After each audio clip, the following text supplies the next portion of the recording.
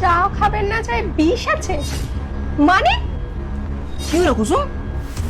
না না কিছু না, আমি এই কাজটা করছি না, বেরাবো তো। আরে তোমার চা খাওয়া হয়ে গেল? হ্যাঁ হয়ে গেছে। আমি ভাবলাম দুজনে একসাথে চা খাবো, তুমি আগে আগে খেয়ে নিলে। কি করব বলো, আমার তো অফিস থাকে, এক্ষুনি অফিসে বেরোতে হবে, সেই জন্য তাড়াতাড়ি করে খেয়ে নিলাম। ঠিক আছে, ভালো করছো। কি হলো কুসুম, তুমি ঠিক আছো? আরে মাথাটা হুট করে ঘুরছে। আচ্ছা আচ্ছা, তুমি শুয়ে পড়ো তো একটু।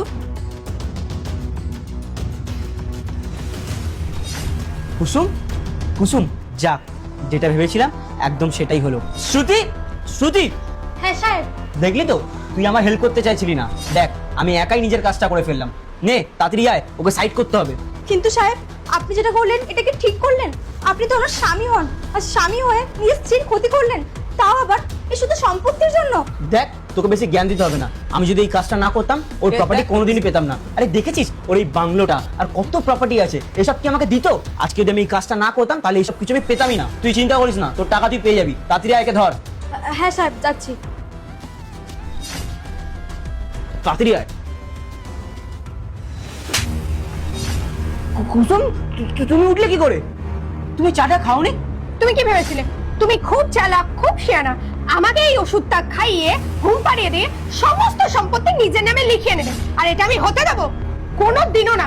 তুমি ভুলে যেও না আমি একটা পুলিশ অফিসার, একটা পুলিশ অফিসারকে ঠকানো কত বড় সাজা হতে পারে তোমার কোনো ধারণা নেই, বুঝতে পেরেছো?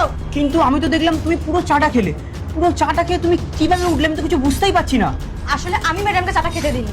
মালতী, কি বলছিস তুই?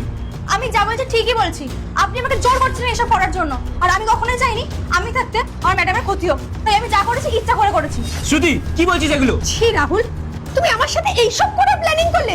আরে তুমি তো জানো আমি তোমার সন্তানের মা হতে চলেছি, তারপরও তুমি এত বড় রিস্ক নিলে। আমার জীবন, আমার সন্তানের জীবন এত